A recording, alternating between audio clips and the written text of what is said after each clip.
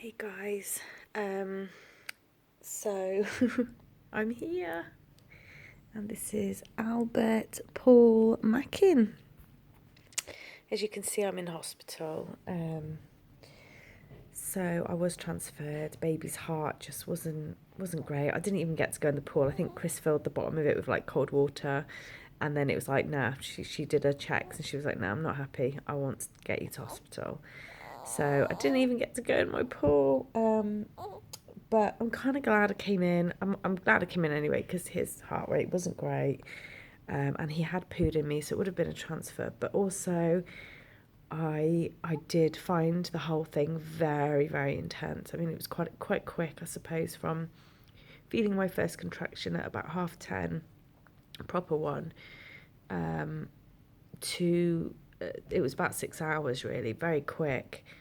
And I sort of remember watching Emily Norris's home birth and watching other people's home births, and they did it with such ease. And I remember feeling the need to push. She did have to kind of like hold my cervix out the way because it didn't quite thin out or something. And I was trying to hold back on pushing, and because I could feel the burn and it was not nice. I don't know how people do it several times. Everyone's saying I'll forget it, but I haven't forgotten it yet. I feel amazing actually. Unfortunately, I couldn't keep my placenta. She said, "What do you want to do with the placenta?" I said, "Well, I can't keep it because I didn't bring the ice to store it." So that was unfortunate, but it's okay. Like, I feel okay. So, if there is ever a next time, which I really don't know if there will be, then maybe I can try again. But yeah, so I feel surprisingly well in myself. I feel feeling's going pretty well. It's a bit sore, but nothing like it was with Sebastian.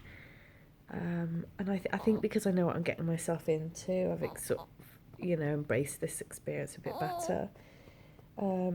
So in terms of his heartbeat, it's still irregular. They don't find a clinical issue, it to be a clinical issue. There's no need, his blood test came back fine. There's no need for him to go to neonatal care at this point. And that would was a worry, but that he will need a lot of follow-up appointments as to why it's irregular and what's going on with that. He did have his cord around his neck 3 times, and that could have affected the pulse rate of his heart as well. But it is it may regulate itself. It's still irregular. Usually, if the cord was the issue, then it would be because like it would clear up quicker. So they don't know at the moment. So yeah, Chris has gone home. I've sent him home to sleep.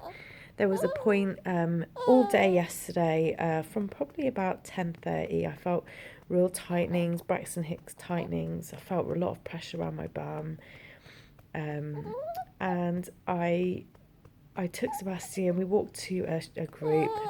Took Sebastian to group, and I said to the girls, I said, "This is constant like tightenings, not painful ones, just Braxton Hicks." And then I went home and started cooking dinner, and that was when I felt my first kind of quite sore, painful one at about 5.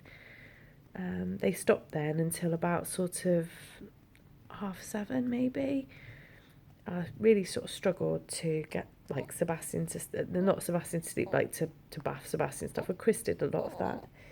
He eventually went down, and then after that it just got more and more intense really. And I kept saying, Chris, he kept talking, getting his kit ready for work and stuff, and I was like, Chris, I was getting annoyed with him for getting his stuff ready for work because I knew in my heart that this baby was coming. I just knew it.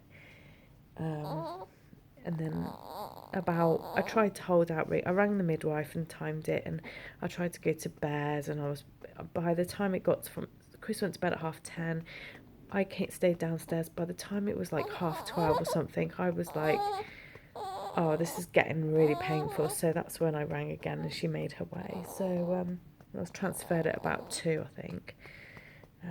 She barely even sipped her tea. So yeah, it wasn't quite how I would wanted it, but it is how I wanted it, but it wasn't how I wanted it at home.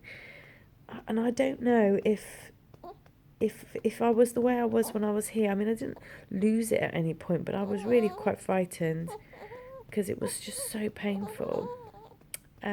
Would I have actually coped at home? Did I need that extra support? The experience I had this time was totally different. I had just 2 midwives who were wonderful and lovely, explained everything. Chris was fantastic. They were really good. So, and kind, you know, even through my chaos, you know, of me going, ah, no, and they were very kind, and so it was lovely. But yeah, I will do a proper sit down video near the time. Hopefully we'll get to go home today. Don't know when this video is going to go live, but it's Tuesday today, and I had him on Tuesday morning, I guess, day after Halloween. I really didn't want a Halloween baby. And of course it's fireworks on whatever day it is. I might just have to take Sebastian out in the garden for him to watch the fireworks there. Yeah, so I don't know what this baby will make of fireworks. I'm very sore down below. Sorry about the rocking as well. I'm rocking him. Yeah, feeding's going okay, as I did mention as well. So I'm still in the delivery room or whatever, and I couldn't be in water because of the monitors, but I don't know if I even wanted to be in water. I just wanted him out. I mean, I did ask, the anaesthetist came, I did ask for an epidural, but it was just too late. 9 centimetres or something I was, and it was going to happen. I was going to do it on my own, and that's what terrified me, but I'm glad it worked out the way it did. I didn't die, so even though I felt like there were times when I thought, I'm going to die.